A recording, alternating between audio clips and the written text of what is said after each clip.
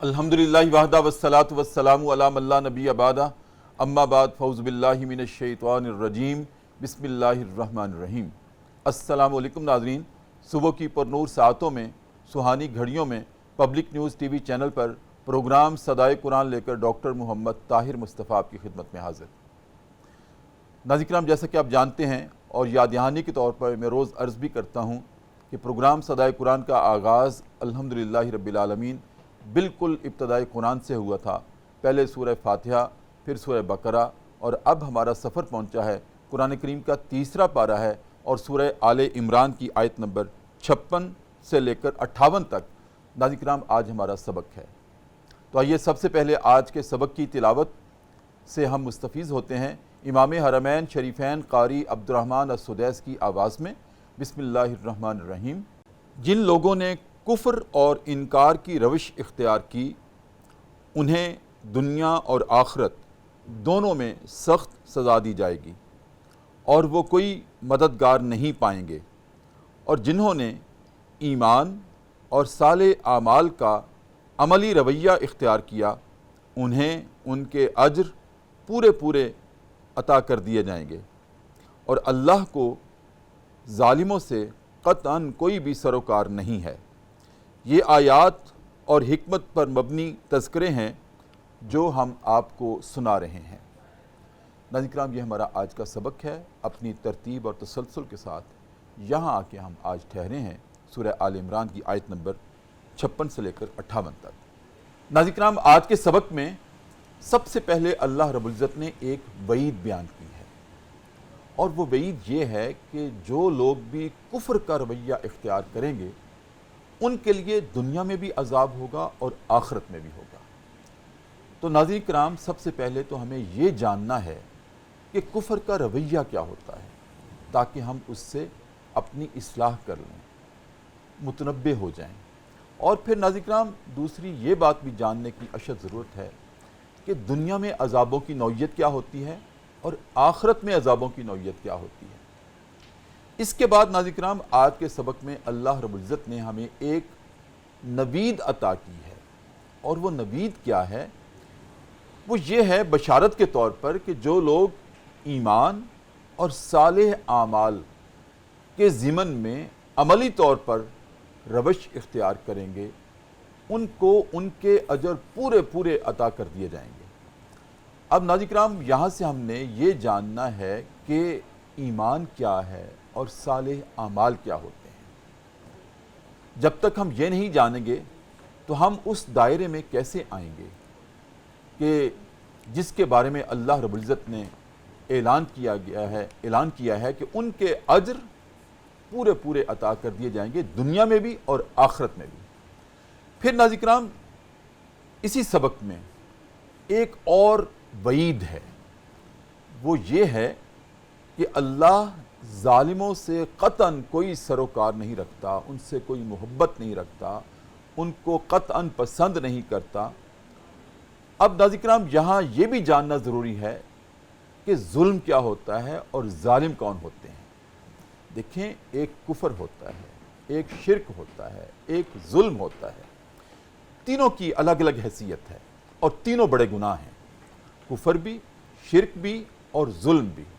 تو یہاں پر آج کے سبق میں بھی ہم دیکھتے ہیں، اور عمومی انداز میں بھی جب ہم قرآن کریم کا مطالعہ کرتے ہیں تو ہم دیکھتے ہیں کہ جب ظلم کی بات ہوتی ہے تو اللہ رب العزت کا رویہ بہت ایگریسو ہوتا ہے، بہت سخت ہوتا ہے کہ ظالموں کو برداشت نہیں کیا جائے گا۔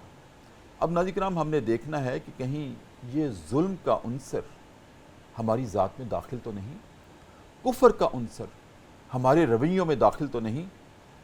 اگر ہے تو ہم اپنی اصلاح کیسے کر سکتے ہیں؟ ناظرین کرام، یہ ہمارا آج کا مقدمہ ہے پروگرام صدائے قرآن میں، آج کی آیات کے مطابق اور آج کے سبق کے مطابق۔ اور اس پر گفتگو کرنے کے لیے ہمارے پروگرام میں تشریف لائے ہیں ناظرین کرام، آج پہلی دفعہ تشریف لائے ہیں، مجھے بڑی راحت ہے ان کے آنے کی، ماشاءاللہ۔ ناظرین کرام، ڈاکٹر محمد وقاص جعفر، آپ پی ایچ ڈی ڈاکٹر ہیں، اور ماشاءاللہ آپ محتمم ہیں جامعہ شمسیہ لاہور کے، دینی ادارے کے محتمم ہیں، خود بھی محقق بھی ہیں، مصنف بھی ہیں ناظرین کرام، اور بہت خوبصورت گفتگو کرتے ہیں. آپ ان کو دوسرے بھی میڈیا چینلز کے اوپر دیکھتے ہیں. آج ہمارے پروگرام کی زینت ہیں. السلام علیکم ورحمۃ اللہ. وعلیکم السلام ورحمۃ اللہ وبرکاتہ. کیف الحال ڈاکٹر صاحب؟ خیریت سے ہیں؟ الحمدللہ الحمدللہ. اور ناظرین کرام، میری بائیں جانب مرشد پاک پتن کے شہر سے تشریف لائے ہیں. بارگاہ رسالت مآب صلی اللہ علیہ وآلہ وسلم میں نذرانہ عقیدت پیش کرنے کے لیے جناب محمد اسماعیل ناصر فریدی. السلام علیکم ورحمۃ اللہ. وعلیکم السلام ورحمۃ کیسے اللہ. مزاج؟ الحمدللہ. آپ پاک پتن سے تشریف لائے، بہت شکریہ. خوش آمدید. اہلاً و سہلاً و مرحبا. جزاک. ڈاکٹر صاحب ماشاءاللہ پہلی دفعہ آپ تشریف لائے. میری بڑی خواہش تھی، بڑے عرصے سے تھی، لیکن آپ سے میرا رابطہ نہیں ہو پا رہا تھا، تو اب ہوا اور آج آپ ہمارے پروگرام کی زینت ہیں. ڈاکٹر صاحب یہ وہ پروگرام ہے، میں تھوڑا سا آپ کو بریف کر دوں اور آپ کو طمانینت ہوگی، راحت ہوگی، خوشی ہوگی، جو الحمدللہ رب العالمین میں سمجھتا ہوں کہ میڈیا کی دنیا میں، ٹیلی ویژن کی دنیا میں اور دینی پروگراموں کی دنیا میں اپنی نوعیت کا یہ واحد پروگرام ہے جس میں کہ ہم صدائے قرآن کو الحمد سے لے کر چلے تھے، سورہ فاتحہ سے لے کر چلے تھے، اور بعض اوقات ایسے ہوا ہے کہ ہم نے ایک آیت سے 6 پروگرام کیے، اور بعض اوقات ایسے ہوتا ہے کہ 6 آیات سے ایک پروگرام ہوتا ہے. جی. ہم دیکھتے ہیں کہ اگر ایک آیت میں ایک پروگرام ہو جائے تو ہم ایک آیت سے کر لیتے ہیں، ورنہ ساتھ ایک اور ملا لیتے ہیں. اور بعض اوقات ہم دیکھتے ہیں جیسے کہ ایک آیت سے ہی کئی پروگرام ہو سکتے ہیں، تو ہم نے ایسے بھی کیا ہے. اور الحمدللہ حرفاً حرفاً، سبقاً سبقاً، لفظاً لفظاً ہم نے کوشش کی ہے کہ جہاں بھی قرآن صدا دیتا ہے ہم صدا دے دیں، اور ناظرین کے لیے ہم نے ان کو موقع فراہم کیا ہے کہ اگر کوئی اپنی سابقہ زندگی میں قرآن کو نہیں سیکھ سکا، نہیں پڑھ سکا، نہیں جان سکا، تو اب سیکھ لیں، کیونکہ اللہ کی عدالت میں یہ عذر نہیں مانا جائے گا کہ الہ العالمین مجھے کسی نے بتایا ہی نہیں تھا، مجھے کسی نے صدا دی ہی نہیں تھی، تو میری معلومات میں یہ بات آئی نہیں، میرے فہم اور ادراک میں یہ بات تھی نہیں، تو یہ میں گناہ کر بیٹھا ہوں. میں کہا کرتا ہوں کہ دنیا کی کسی عدالت میں اس بنیاد پہ معاف نہیں کیا جاتا کہ مجھے قانون کا نہیں پتہ تھا. جی بے شک. Ignorance of law is no excuse. قانون کا نہ جاننا جرم کرنے کا جواز نہیں ہوتا. تو اب تو ہم سامنے رکھ رہے ہیں کہ قرآن کی یہ صدا ہے، اور اس کے بعد ہمارے اوپر ذمہ داری ہے کہ پہلے جو ہو چکا اللہ سے معافی مانگ لیں، اور اب جو قرآن صدا دے رہا ہے اس پہ لبیک کہیں. بے شک. ڈاکٹر صاحب آج کا جو مقدمہ ہے، جن آیات پہ ہم پہنچے ہیں، اس میں اللہ رب العزت نے، میں نے جیسے عرض کیا، پہلے وعید ہے، پھر نوید ہے، پھر وعید ہے. پہلے کہا کہ جو لوگ کفر کا رویہ اختیار کرتے ہیں ان کے لیے دنیا میں بھی عذاب ہے اور آخرت میں بھی عذاب ہے.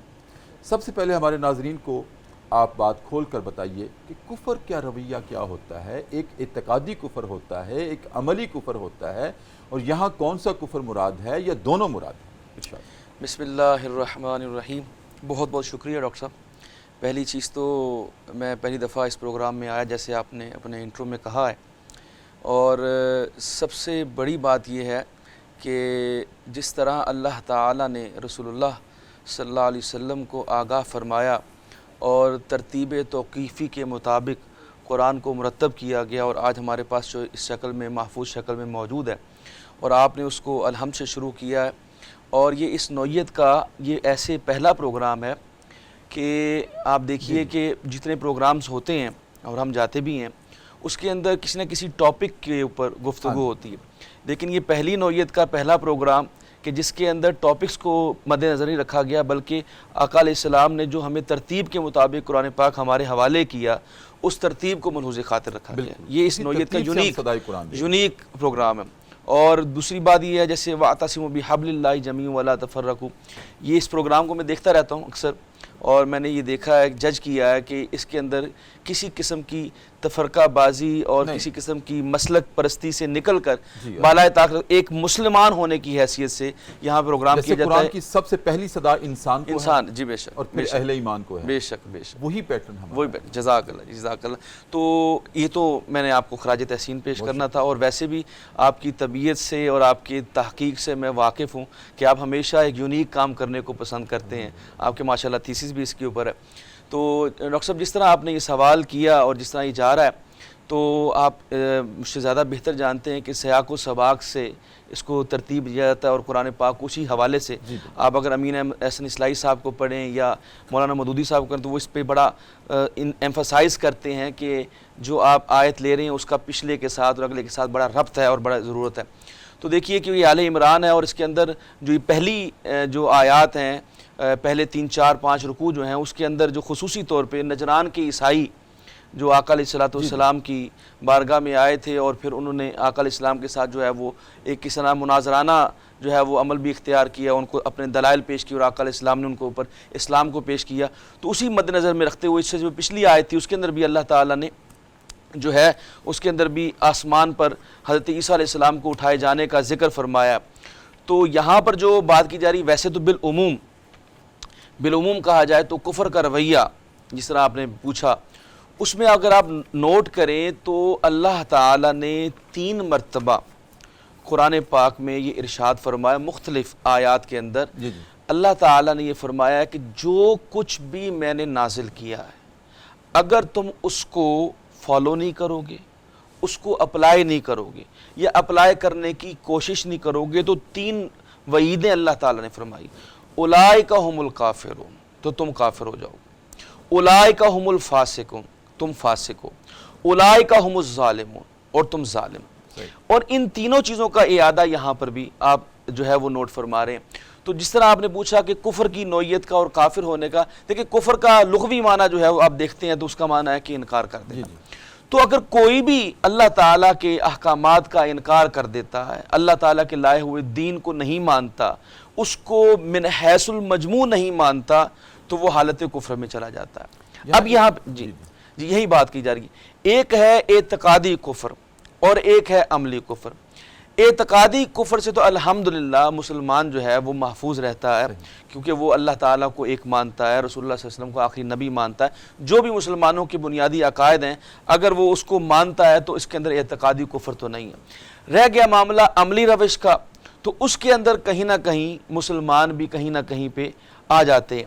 لیکن یہاں پہ جو بالخصوص بات کی گئی ہے وہ یہودیوں سے کہی گئی ہے, کیونکہ یہودیوں نے حضرت عیسیٰ علیہ السلام کو وہ اپنے ان کے عقیدے کے مطابق ان کو جو ہے وہ صلیب پہ چڑھایا بھی ہے, اور ان کے عقیدے کے مطابق جو ہے وہ انہوں نے جو حضرت عیسیٰ علیہ السلام نے ان کے سامنے یہی اللہ تعالیٰ کی وحدانیت اور جو کتمان آیات کے اندر یہودی کرتے تھے اور وہ اپنا انہوں نے دین بنا رکھا تھا اور ساری تورات اور انجیل کو بدل دیا تھا اور بدلنے کی کوشش کر رہے تھے, اس کے اوپر جب انہوں نے یہ پیش فرمایا تو اللہ تعالیٰ فرماتا ہے کہ وہ حواریوں کے علاوہ چند لوگوں کے علاوہ سب آپ کے دشمن ہو گئے, اور آپ کو یہاں تک کہ انہوں نے یہ فتویٰ دیا کہ معاذ اللہ عیسیٰ علیہ السلام جو ہیں وہ کافر ہو چکے ہیں, وہ اپنے دین کو چھوڑ چکے ہیں, لہٰذا اب ان کا قتل کرنا جائز ہے. تو اسی کے اندر اللہ تعالیٰ فرماتا ہے کہ تم ایک پلان بنا رہے تھے اور اللہ تعالیٰ ایک پلان بنا رہا تھا, اور اللہ تعالیٰ نے ان کو جو ہے وہ بالمجموع جسم اور روح کے ساتھ اللہ تعالیٰ نے آسمانوں پر اٹھا لیا. تو یہاں پہ اللہ تعالیٰ فرما رہا ہے کہ جو تم کفر کرتے ہو اے یہودیوں, بالخصوص ان سے ہے لیکن بالعموم سب کو اس میں جو ہے وہ خطاب ہے, لیکن بالخصوص یہ کہا اے یہودیوں اگر تم نے کفر کی روش اختیار کی ہوئی ہے تو ہم تمہیں دنیا میں بھی عذاب دیں گے اور آخرت میں بھی عذاب دیں گے, اور آپ اس کا عملی نمونہ دیکھ چکے ہیں. یعنی آپ یہ دیکھیے کہ یہودیوں نے, اگر آپ اس کی تاریخ میں جائیں تو یہودیوں نے سب سے پہلے حضرت عیسیٰ علیہ السلام کو اپنے مطابق انہوں نے صلیب پر چڑھا دیا, اور اللہ تعالیٰ نے پھر ان کو یہ سزا دی کہ یہی یروشلم, یہی بیت المقدس, یہیں پہ جہاں پہ وہ موجود تھے, ٹائٹس جو 70 ہجری عیسوی کے اندر آیا اس نے ان کو تحقیق کیا, ان کو وہاں سے ملیا میٹ کیا, جو بچ گئے, اور تاریخ میں لکھا ہے کہ 1,30,000 کم و بیش یہودیوں کو قتل کر دیا گیا اور ان کو یہاں سے اٹھا لیا گیا. اور وہ جو تخت داؤدی ہے جو اس وقت پارلیمنٹ میں جو انگلینڈ کی پارلیمنٹ ہے اس کے اندر 700 سالوں سے موجود ہے, اس کے چرچ کے اندر, وہ تخت بھی وہاں سے یہاں سے اٹھا کر لے گیا, اور یہ جو بیت المقدس ہے اس کو بھی گرا دیا گیا, جو ان کا ہیکل سلیمانی تھا اس کو گرا دیا گیا. تو آپ دیکھیے کہ 500 سالوں تک تو یہودی یہاں پہ انٹر نہیں ہو سکے. پھر اللہ بھلا کرے حضرت عمر فاروق رضی اللہ تعالیٰ عنہ کا کہ انہوں نے جب بیت المقدس کو فتح نہیں بلکہ عیسائیوں نے ان کو خود جو ہے وہ دے دیا, تو اللہ تعالیٰ کے رسول اللہ صلی اللہ علیہ وسلم کی یہ صحابی جو ہیں خلیفہ دوم جو ہیں انہوں نے یہ اجازت فرمائی کہ یہ سارے ادیان کا، یہودیوں کا، عیسائیوں کا اور مسلمانوں کا جو ہے اس کے ساتھ عقیدہ وابستہ ہے، لہٰذا یہاں پہ سب کو آنے کی اجازت ہے۔ لیکن ایک کانٹریکٹ کیا عیسائیوں کے ساتھ کہ آج کے بعد یہاں پر یہودی آباد نہیں ہو سکیں گے۔ یہ میں آپ کو بتا رہا ہوں، دنیا و آخرت میں جو عذاب ہوتا ہے اس کی آپ نوعیتیں دیکھیں، انسان بھول جاتا ہے۔ دیکھیں یہودیوں کے ساتھ اللہ تعالیٰ نے پہلے ان کو کیا سزا دی ہے۔ یہ دنیا میں سزا ہے کہ وہ اپنے ہی علاقے سے مہاجر قرار پائے، اپنے ہی علاقے سے نکال دیے گئے، اور ان کا سارا جو ہیکل سلیمانی تھا وہ بھی گرا دیا گیا۔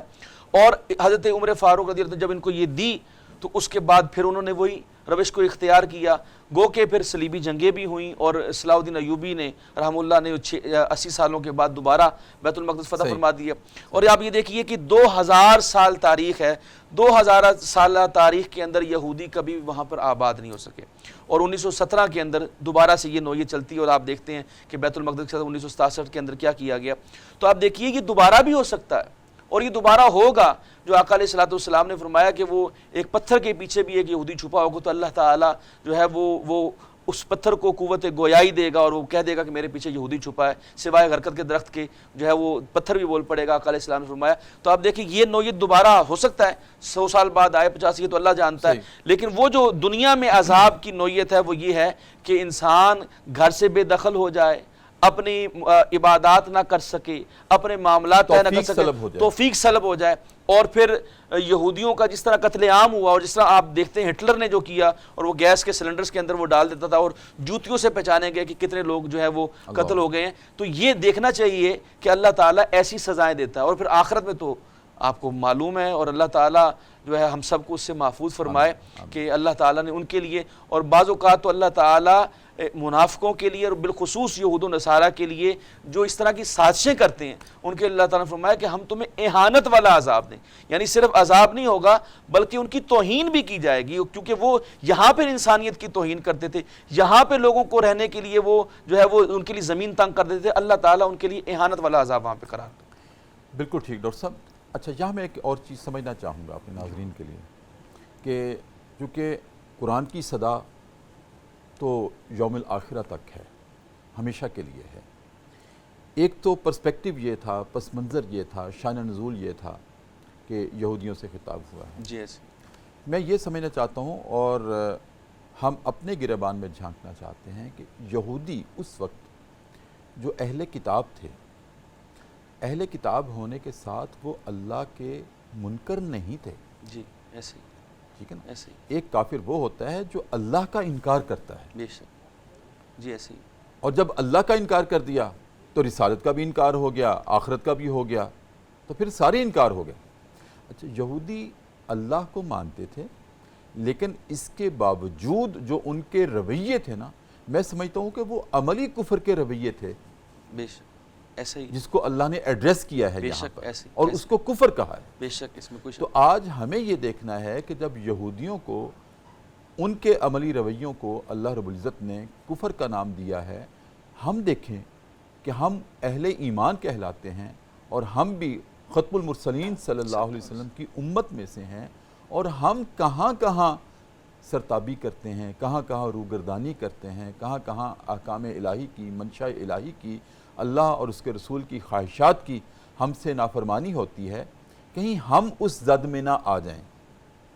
یہاں پر بالواسطہ ہمیں بھی جھنجھوڑا گیا ہے۔ جی جیسے میں نے اپنے پہلے بھی کہا کہ خصوصی طور پہ اعتقادی طور پہ تو کفر سے الحمدللہ اللہ تعالیٰ نے ہمیں بچایا ہوا ہے، لیکن جو عملی کفر ہے اس میں کہیں نہ کہیں مسلمان جو ہیں وہ خود ملوث ہیں۔ مثال کے طور پہ نماز ہی کو آپ دیکھ لیجئے کہ ایک نماز ہم پر فرض قرار دی گئی ہے، اور سب سے پہلا سوال جو ہے وہ نماز کا ہوگا قیامت والے دن، لیکن مسلمان سے، لیکن آپ اندازہ لگائیے کہ آپ دیکھتے ہیں، ہم دیکھتے ہیں اسی معاشرے میں رہتے ہیں کہ لوگ نماز نہیں پڑھتے، اور ترمذی شریف کے اندر باقاعدہ یہ کفر نہیں تو اور کیا ہے؟ اللہ رسول نے فرمایا فقر، یعنی فرق ہی یہ ہے کہ مسلمان اور کافر میں نماز کا ہے، یعنی دونوں کے درمیان اگر ڈیفرنس، اور میرے استاد فرماتے تھے کہ آپ دیکھیے نا کہ اذان کی آواز، جیسے اب سپیکر سب موجود ہیں، اذان کی آواز آئی، چند لوگ بیٹھے ہوئے، اور جو اٹھ کر نہیں گیا تو ایک لے مین، ایک عام بینڈا جو آبزرور دیکھ رہا ہے، اس کو کیسے معلوم ہوگا کہ ان میں سے مسلمان کون ہے اور کافر کون ہے؟ جو اٹھ کے چلا گیا اس کا عمل بتائے گا کیوں جاتا ہے۔ بالکل، اور یہی بات ہے کہ اللہ رب العزت نے بھی یہاں ان آیات کے تناظر میں بھی یہی کہ انسان کی سب سے بڑی غفلت کیا ہے؟ میں سمجھتا ہوں سب سے بڑی غفلت جس کا وہ شکار ہے اور جو اس سے روزانہ سرزد ہوتی ہے وہ یہ ہے کہ سونے سے پہلے توبہ نہیں کرتا. جی بے شک، یہ سب سے بڑی غفلت بے ہے شک، انسان. اس میں کوئی شک نہیں. اور سونے سے پہلے ہر روز اگر توبہ کرے کہ الہ العالمین مجھے آپ نے زندگی کا یہ دن عطا کیا تھا وہ تو ختم ہو گیا، اب رات ہے، روح قبض ہو رہی ہے، وہ چاہے تو واپس ڈالے چاہے تو نہ ڈالے، ایسے ہی لیکن توبہ کر کے سویا جائے. تو یہ آج کے دور میں سمجھتا ہوں کہ اللہ رب العزت کے ہماری نادانیوں کی بدعمالیوں کی توبہ کر لینا میں سمجھتا ہوں کہ اس کی خوشنودی کا ایک ذریعہ ہو سکتی ہے. بے شک. آپ کی اجازت سے ایک وقفہ ہے پروگرام کے بعد. جی. ناظرین کرام، پروگرام صدائے قرآن ہے اور بڑی اہم گفتگو ہے اور علمی گفتگو ہے جو آپ کی خدمت میں پیش کی جا رہی ہے. اور وقفے میں ناظرین کرام ہم جایا کرتے ہیں دربار رسالت میں اور اپنے نبی کریم صلی اللہ علیہ وآلہ وسلم کی ذات اقدس پر ایک مرتبہ درود کریم کا نذرانہ پیش کرتے ہیں اور واپس آتے ہیں.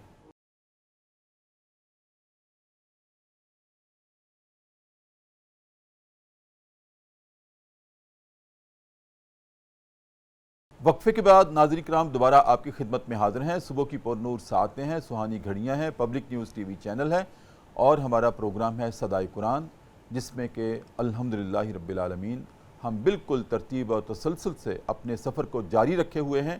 اور آج ہم پہنچے ہیں قرآن کریم کا تیسرا پارہ ہے ناظرین کرام اور سورہ آل عمران ہے اور آیت نمبر 56 سے لے کر 58 تک کے مضامین آج ہمارا سبق ہے. ڈاکٹر صاحب ماشاءاللہ بہت خوبصورت آپ نے وقفے سے پہلے گفتگو کی اور اب یہ ہے اسی وعید کے ساتھ کہ ان کو دنیا میں بھی اور آخرت میں بھی سزا دی جائے گی، وہ بچ نہیں سکیں گے. ہمیں جاننا ہے، اپنی ذات میں روزانہ جھانکنا ہے، رات کو سونے سے پہلے احتساب کرنا ہے جو میں نے وقفے سے پہلے بات کی تھی. اور جہاں ہمیں کجی نظر آئے تو اللہ کو بہت پسند ہے کہ اگر کوئی اعتراف کر لے اپنے جرم کا، جو ضد پہ قائم رہے پھر اللہ اور اس کے رسول کے ساتھ جنگ ہے. اور اگر اعتراف کر لے کہ الہ العالمین ہاں میں نے حساب کیا ہے آج کا، یہاں مجھ سے غلطی ہوئی ہے تو میں معافی مانگتا ہوں، توبہ کرتا ہوں، تو اللہ خوش ہوتا ہے. میں کہا کرتا ہوں کہ ایک ہے گناہ نہ کرنا، وہ بھی ہاں جی، اور ایک ہے کہ گناہ گار ہو کے توبہ کرنا اللہ کو زیادہ پسند ہے. ہاں جی، اس میں کوئی شک نہیں. یہاں ڈاکٹر صاحب ایک اور وعید ہے کہ وہ اپنا کوئی مددگار نہیں پائیں گے. وَمَا لَهُم مِّن نَاصِرِينَ. یہ ذرا کھول کے رکھیے ہمارے ناظرین کے سامنے کہ مددگار کس طرح، کس نوعیت کی مدد. دیکھیے جہاں تک آپ دنیا، کیونکہ دنیا اور آخرت دونوں کے عذاب کی بات ہوئی ہے، تو آپ دنیا میں دیکھ لیجئے کہ جب انسان کوئی ظلم کرتا ہے، زیادتی کرتا ہے، تو اللہ تعالیٰ ایسے اسباب بنا دیتا ہے کہ اس ظالم کے لیے زمین تنگ ہو جاتی ہے، اس کی رسی ڈھیلی ضرور ہو جاتی ہے. ہمیں تو ایسے لگتا ہے نا کہ ہم تو جو انسان کے اندر، انسان عجلت پسند ہے، انسان کو جلدی فیصلہ کرنے کی اور فیصلہ سننے کی اور نتیجہ لینے کی عادت ہے.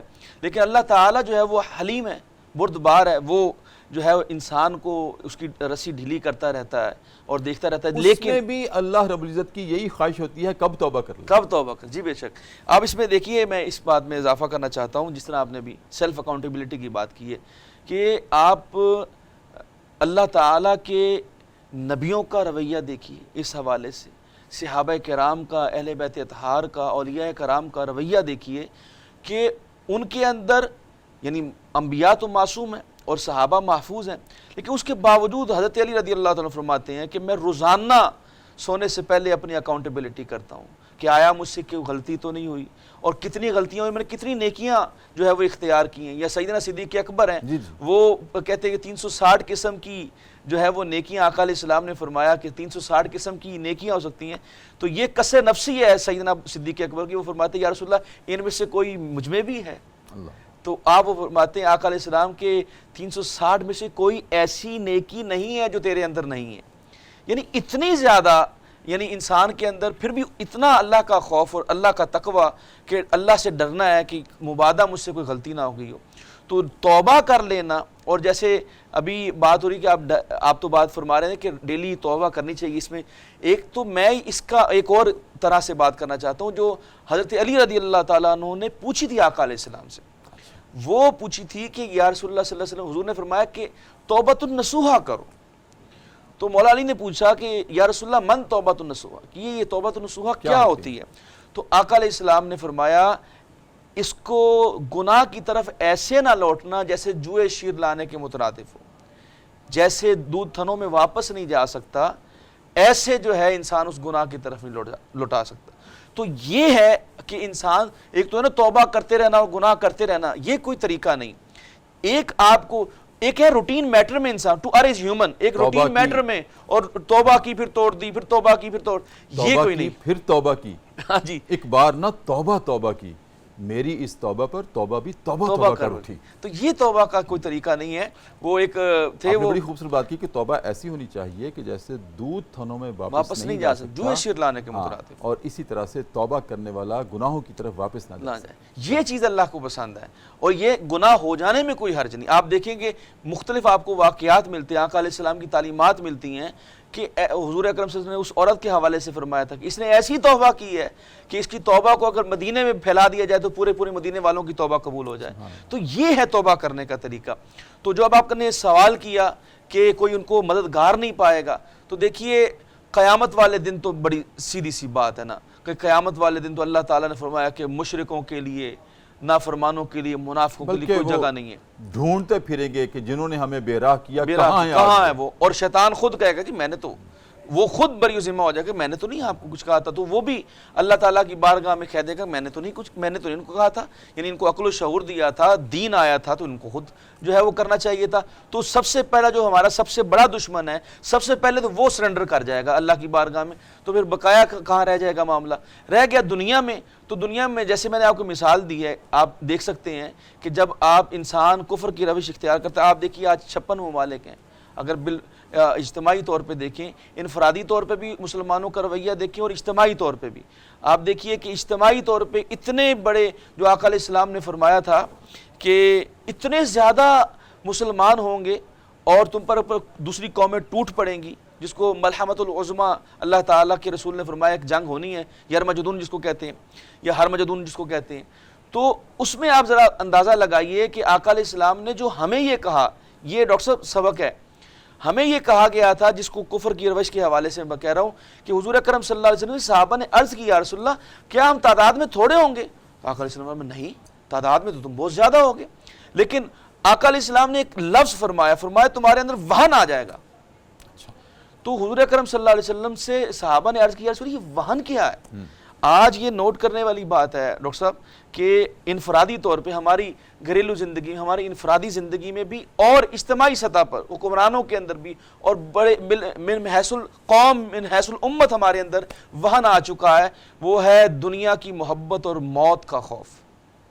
یہ ہمارے اوپر جو ہے وہ منڈلا رہا ہے. آج آپ فلسطین میں دیکھ لیجئے، یہ دیگر جگہوں پہ دیکھ لیجئے، جہاں جہاں پر مسلمانوں پہ ظلم ہو رہا ہے، دنیا کی محبت غالب آ رہی ہے اور موت کا خوف زوال پذیر.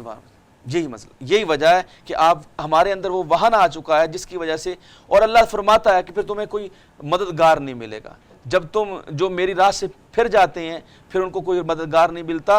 اور یہ بالعموم جو ہے جو حکم آیا ہے یہ تمام انسانیت کے لیے آیا ہے، بالخصوص جو ہے وہ کافروں کے لیے آیا کہ اللہ تعالیٰ دنیا و آخرت میں ان کو بے یار و مددگار چھوڑ دیتا ہے.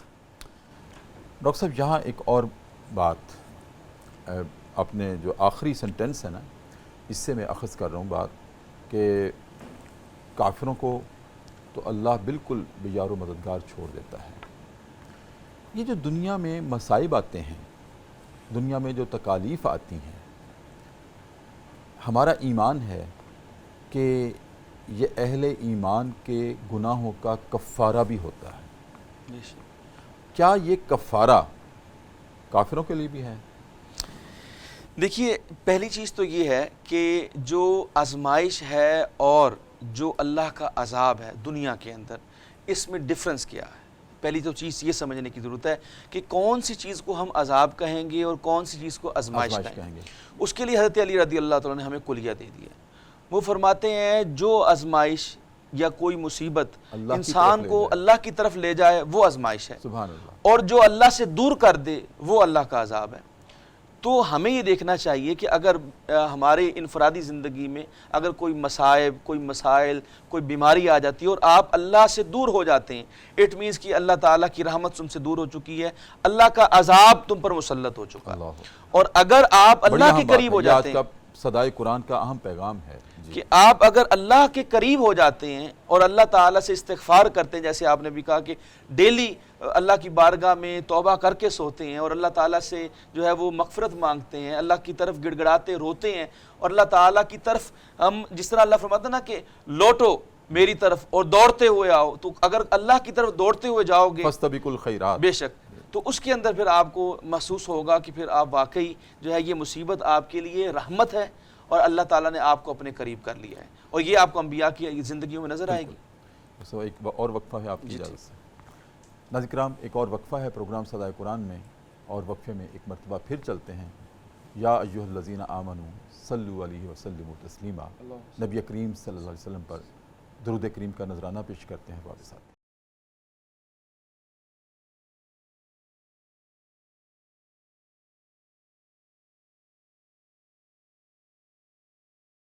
وقفے کے بعد ناظرین کرام دوبارہ آپ کی خدمت میں حاضر ہیں، صبح کی پرنور ساتیں ہیں، ہمارا پروگرام ہے صدائے قرآن، اور آج ہمارا سبق ہے سورہ آل عمران کی آیت نمبر 56 سے لے کر 58 تک۔ ڈاکٹر صاحب آگے بڑھتے ہیں کہ جس طرح اللہ رب العزت نے کفر پر وعید نازل کی، ظلم پر وعید نازل کی، اور باشگاف الفاظ میں کہا کہ مجھ سے کوئی سروکار نہیں، مجھ سے کوئی تعلق نہیں۔ اچھا، اب آگے نوید بھی ہے۔ نوید کیا ہے کہ جو ایمان اور اعمال صالحہ کا رویہ اختیار کرتے ہیں ان کے اجر میں ذرا برابر نہیں رکھوں گا، پورے کے پورے عطا کروں گا۔ ہمارے پروگرام کے آخری لمحات ہیں، خوبصورت پیغام کے ساتھ آپ فرمائیے کہ ایمان کیا ہے اور صالح اعمال کیا ہیں جن کا بدلہ پورا پورا دے دیا جائے گا۔ ڈاکٹر صاحب پہلی بات تو یہ ہے کہ اللہ تعالیٰ کا اگر آپ قرآن پاک کا مطالعہ کریں، ماشاءاللہ آپ نے کیا ہوا ہے، کہ اس میں آپ دیکھیں کہ جہاں پر بھی اللہ تعالیٰ نے کفر کے اوپر جو ہے وہ سزا کی جو ہے وہ سنائی ہے، وہیں پہ اہل ایمان کے لیے اللہ تعالیٰ نے بشارت دی ہے۔ یہ اللہ تعالیٰ کا رویہ ہے، اسلوب ہے اللہ تعالیٰ کا، تو وہ اس اسلوب کو بھی اللہ تعالیٰ نے یہاں پہ بھی اختیار کی ان آیات کے اندر۔ اور ساتھ ساتھ میں دیکھیے ایمان جو ہے یہ ایک ایسی نعمت ہے جس کی وجہ سے آپ کے پاس جنت میں جانے کی امکانات روشن ہو جاتے ہیں۔ چابی ہے جی، یہ آپ جس کی ہے۔ تو آپ جس طرح آپ نے بھی کہا کہ انسان گناہ کا پتلا ہے، انسان سے گناہ ہوتا ہے۔ جنت کا گھر آپ کے لیے ہے، ایمان چابی ہے، چابی لگا کے اندر داخل ہو جاؤ اور اعمال صالحہ سے تزئین و آرائش کر لو۔ وہ جو آپ نے سورہ عصر کے اندر پڑھا نا، ان الذین آمنوا وعملوا الصالحات وتواصوا بالحق وتواصوا بالصبر، تو یہاں پر بھی یہ بات نوٹ کرنے والی ہے کہ انسان کی جو زندگی ہے ڈاکٹر صاحب، اس کے اندر یہ چاروں چیزوں کو وہ درجہ بدرجہ اختیار کرتا جائے۔ پہلے ایمان ہے، ایمان کے بعد اعمال صالح کرتا رہے، اور کہیں پہ ضرورت پڑے تو حق کے ساتھ کھڑا ہو، اور جب وہ حق کے ساتھ کھڑا ہوگا اس کے اوپر مصائب آئیں گی، اس پہ آزمائشیں آئیں گی، اس کے اوپر صبر کرے، اور اسی ڈٹرمینیشن کے ساتھ، اسی ثابت قدمی کے ساتھ وہ اپنی زندگی گزارتا رہے اور خاتمہ ایمان پہ ہو جائے، تو انشاءاللہ تعالیٰ اس کو کامیابی ملے گی۔ اور یہیں پہ اللہ تعالیٰ نے یہاں پہ ذکر فرمایا، اور اگلی آیت میں جو نجران کے عیسائیوں کے حوالے سے اللہ تعالیٰ نے فرمایا، یا رسول اللہ میں آپ کو آگاہ کر رہا ہوں، میں بار بار آپ کو بتا رہا ہوں، ذکر حکیم کے اندر بار بار بتا رہا ہوں، یہ جو آپ سے کوشچنز کرتے ہیں اللہ تعالیٰ اس کا کاؤنٹر آنسر کر دیتا ہے، اور آپ کے ذریعے آپ کو ان لوگوں کو بتا دیتا ہے کہ جو بھی آپ دلائل پیش کر رہے ہیں، یہ یاد رکھیے اللہ کفر کو معاف نہیں کرے گا، اللہ ظالموں کو پسند نہیں کرتا، صرف اہل ایمان اور اعمال صالحہ کرنے والے اللہ کے دوست ہو سکتے ہیں جن کو اللہ اپنے قریب کرے گا۔ اور اللہ نے پھر یہ بتا دیا آخری آیت کے اندر، بار بار جو آیت نمبر 58 جو ہم نے پڑھی ہے، اس کے اندر اللہ نے بتا دیا ہے کہ یا رسول اللہ ہم آپ کو بار بار آگاہ فرما رہے ہیں، یہ جو نصیحت والی باتیں، یہ جو آیات ہیں، میری نشانیاں ہیں، یہ میں بار بار بتا رہا ہوں، انڈیکیٹ کر رہا ہوں، یہ نشانی انڈیکیشن ہی ہوتا ہے نا، تو میں آپ کو انڈیکیٹ کر رہا ہوں کہ آپ نے یعنی نجران کے عیسائیوں کو بھی یہ بتا دیا، یہ پیغام اس وقت کے یہودیوں کو بھی بتا دیا، اس وقت کے مسلمانوں کو بھی بتا دیا، اور آج بھی جیسے قیامت تک یہ قرآن پاک جو ہے وہ ہدایت دیتا رہے گا، آج بھی یہ بتا دیا کہ ایک ہی رستہ ہے، اور رستہ ہے ایمان کا رستہ، اسلام کا رستہ، اعمال صالحہ کا رستہ، اور کوئی رستہ نہیں ہے۔ ایمان سے مراد اللہ پر یقین کہ وہ جی، میرا خالق ہے، بے شک۔ وہی رازق ہے، وہی علیم ہے، وہی سر خبیر جب ہے، تک جی، وہی ایمان میرا رب ایک ہے۔ بیج ہے، جی ایمان یہ ہے کہ اللہ کو ایک مانو، اس کی توحید کو ایک مانو، اس کے اعمال میں، اس کی صفات میں، اس کی ذات میں اس کو ایک مانو، رسول اللہ کو آخری نبی مانو، فرشتوں کو مانو، کتابوں کو مانو، اور یوم اعمال آخر کو مانو، صالحہ سے مراد یہ ہے کہ جس پر آپ کا دل اطمینان پا جائے۔ کرے، بے شک اس میں کوئی شک نہیں۔ بہت شکریہ ڈاکٹر صاحب، آپ کی آمد کا جزاک اللہ ہمارا دل کرتا تھا اور آپ کو سننے، لیکن انشاءاللہ جزاک اب اللہ آپ مستقل حصہ ہیں پروگرام جی، صدائے ٹھیک، قرآن کا، انشاءاللہ۔ انشاءاللہ تعالیٰ آپ کو دعوت دیتے رہیں گے اور آپ تشریف لاتے رہیں گے۔ ناظرین کرام، پروگرام صدائے قرآن، اور آج ہمارے مہمان تھے جناب ڈاکٹر وقاص جعفر، بڑی خوبصورت گفتگو کی، اور یہ ان کا پہلا پروگرام تھا، لیکن انشاءاللہ مستقل ہمارے پروگرام میں ساتھ رہیں گے ہمارے۔ ناظرین کرام، اب وقت ہوا ہے پروگرام صدائے قرآن میں ذکر صاحب قرآن کا، اور ذکر صاحب قرآن میں ذکر اسماء النبی الکریم کا، اور اسماء النبی الکریم سے مراد ناظرین کرام سیرت کے وہ ستارے ہیں کہ جن میں ہدایت کی روشنی ہے، اسوہ ہے، نمونہ کامل کی روشنی ہے ہمارے لیے۔ میں اکثر کہتا ہوں کہ سیرت کے یہ جو اسماء ہیں نبی کریم صلی اللہ علیہ وسلم کے، یہ دروازے ہیں۔ جب دروازے میں داخل ہو جاتے ہیں تو سیرت کے ایک جہان آباد ہمیں نظر آتے ہیں کہ اپنی اصلاح کر لو، اپنی سیرت و کردار کو اس طرح سے ڈھال لو، تو ایک ایک پرتب ہمیں نظر آتا ہے نبی کریم کی سیرت کا ان اسماء میں۔ تو آج سب سے پہلے ناظرین کرام میں پیش کر رہا ہوں آپ کا اسم گرامی سیدنا صاحب الجنہ، جنت والے نبی کریم صلی اللہ علیہ وسلم۔ ناظرین کرام، جنت میں ہمارے ساتھ ہوں گے، آپ کی معیت ہمیں حاصل ہوگی، آپ کا ساتھ ہمیں نصیب ہوگا۔ اس سے بڑی اور خوش قسمتی کیا ہے؟ ہمیں جنت سے اور کیا لینا ہے؟ ایک اللہ کی رضا لینی ہے اور ایک نبی کریم صلی اللہ علیہ وسلم کی معیت لینی ہے کہ آپ ہمارے ساتھ ہوں۔ ہماری جنت یہی ہے۔ ناظرین کرام، اس کا ہمیں کلو ملتا ہے سورہ بقرہ کی آیت نمبر 82 سے، اور سورہ ہود 23 سے، اور سورہ الاحقاف کی آیت نمبر 14 سے، آیت نمبر 16 بھی سورہ الاحقاف کی ہی، اور پھر ناظرین کرام سورہ الحشر کی آیت نمبر 20 سے نبی کریم کا یہ اسم گرامی صاحب الجنہ، اس کا ہمیں اشارہ ملتا ہے۔ اور اس کے بعد ناظرین کرام سورہ المعارج بھی آیت نمبر 35۔ اس کے بعد ہے سیدنا صاحب الخوف صلی اللہ علیہ وآلہ وسلم، اس کے معنی ہے اللہ کا خوف رکھنے والے۔ ناظرین کرام، آپ سے زیادہ کون اللہ کا خوف رکھتا تھا؟ ہمیں تو اللہ کے خوف کا پتہ ہی نہیں تھا، ہمیں تو پتہ ہی آپ سے ملا ہے کہ اللہ کا خوف کیا ہوتا ہے۔ جب آپ رات کو قیام اللیل کیا کرتے تھے نبی کریم صلی اللہ علیہ وسلم، تو روایات میں ملتا ہے، احادیث میں ملتا ہے، آثار صحابہ سے ہمیں یہ پتہ چلتا ہے کہ نبی کریم جب قیام اللیل کرتے تھے، رات کو اللہ کی بارگاہ میں کھڑے ہوتے تھے، تو خوف سے، خشیت سے آپ کے سینے سے ایسی آواز آتی تھی، آنکھوں سے گریہ زاری ہوتی تھی، آنسو ٹپکتے تھے، اور سینے سے ایسے آواز آتی تھی جیسے ہنڈیا پک رہی ہے۔ یہ ہے خوف اللہ رب العزت کا، اور ہم نے تو سیکھا ہی آپ سے ہے، ہمیں تو معلوم ہی آپ سے ہوا ہے۔ تو سیدنا صاحب الخوف، اللہ کا خوف رکھنے والے، اور یہ ناظرین کرام ہمیں سورہ النازیات آیت نمبر 45 سے یہ ہمیں کلو ملتا ہے۔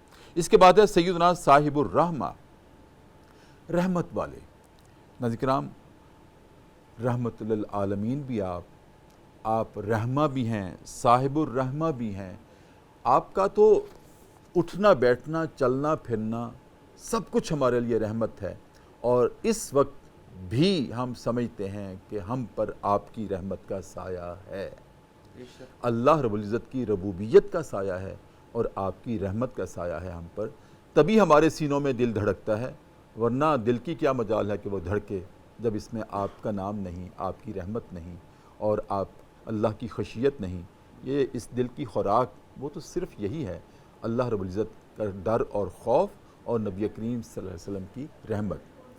ایک طرف رجائیت اور ایک طرف خوف، اللہ کا خوف اور نبی کریم صلی اللہ علیہ وسلم کے ساتھ کی آپ کی شفاعت کی رجائیت ہے، پر امیدی ہے، یہی ہمارے دل کا سامان ہے۔ ناظرین کرام، اس کے بعد ہے سیدنا صاحب المداومہ، دوام اختیار کرنے والے۔ ناظرین کرام، نبی کریم صلی اللہ علیہ وسلم کی ہمیں یہ فرمان میں احادیث میں ہدایت ہے، تلقین ہے کہ عمل وہی بہترین ہے جس میں دوام ہو۔ بے شک تھوڑا عمل روز کر لیں لیکن دوام ہو، یہ نہیں کہ ایک دفعہ نماز پڑھ لی پھر مہینہ بھر نہ پڑھی۔ اس لیے اقامت الصلاۃ کا ذکر کیا گیا ہے، قرآن کریم میں تلقین کی گئی ہے اقیموا الصلاۃ، کہ نماز کو اس طرح سے قائم کرنا ہے کہ اس میں ایک بھی نماز کا گیپ نہ آئے، کیونکہ نماز دین کا ستون ہے، تو ستون میں اگر گیپ آ جائے عمارت ڈھہ جاتی ہے، عمارت ڈھہ جائے گی۔ تو یہی نبی کریم صلی اللہ علیہ وسلم کا اسوہ ہے، اور آپ کے اس اسم گرامی کا ہم پر یہ مطالبہ ہے کہ جو بھی صالح اعمال کیے جائیں وہ بے شک تھوڑے ہوں، چھوٹے چھوٹے ہوں، لیکن ان میں دوام ہو، اور یہی نبی کریم صلی اللہ علیہ وسلم کا اسوہ ہے۔ اور نبی کریم صلی اللہ علیہ وسلم کا ناظرین کرام آخری آج کے پروگرام میں اسم گرامی ہے سیدنا صاحب المیمنہ، اپنے ہاتھ نامہ اعمال والے۔ اور ناظرین کرام یہ ہمیں کلو ملتا ہے سورہ الواقعہ کی آیت نمبر 8 سے، دائیں ہاتھ میں نامہ اعمال والے۔ نبی کریم صلی اللہ علیہ وسلم کی شفاعت سے ہمیں بھی یہ سرخروئی نصیب ہوگی روز محشر کہ جب آپ کے امتی ہونے کی حیثیت سے اور آپ کی شفاعت کے نتیجے میں ہمیں بھی جب نامہ اعمال دائیں ہاتھ میں ملے گا تو پھر پتہ چلے گا کہ یہ تھے نبی کریم ختم المرسلین کی امت والے۔ ناظرین کرام اسی کے ساتھ آج کا پروگرام صدائے قرآن ہم ختم کرتے ہیں۔ اپنے میزبان ڈاکٹر محمد طاہر مصطفیٰ کو اجازت دیجیے، اپنا بہت خیال رکھیے۔ اور اب میں گزارش کرتا ہوں، ہمارے پاک پتن سے مہمان ہیں ناظرین کرام جناب محمد اسماعیل ناصر فریدی، جو کہ بارگاہ رسالت مآب صلی اللہ علیہ وسلم میں کلام پیش کریں گے، اپنی حاضری پیش کریں گے۔ لو مدینے کی تجلی سے لگائے ہوئے ہیں، لو مدینے کی تجلی سے لگائے ہوئے ہیں، لو مدینے کی لو مدینے کی تجلی سے لگائے ہوئے ہیں، دل کو ہم مت لائے انوار بنائے ہوئے ہیں، اور کشتیاں اپنی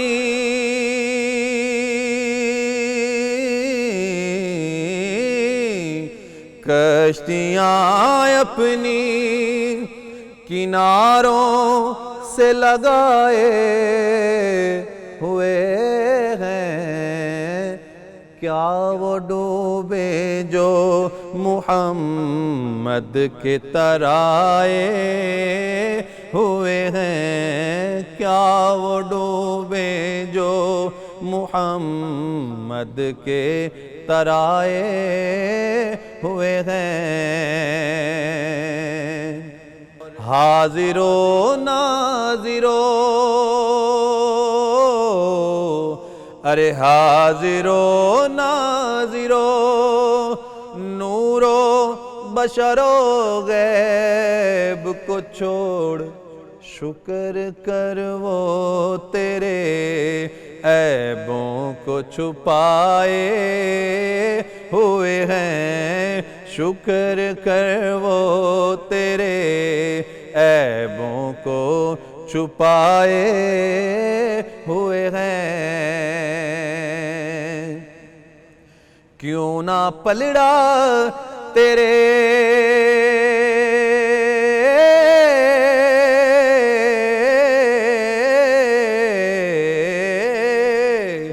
کیوں نہ پلڑا تیرے اعمال کا پاری ہو نصیر، کیوں نہ پلڑا تیرے اعمال کا باری ہو نصیر، اب تو میزان پہ سرکار بھی آئے ہوئے ہیں، اب تو میزان پہ سرکار بھی آئے ہوئے ہیں۔ لو مدینے کی تجلی سے لگائے ہوئے ہیں،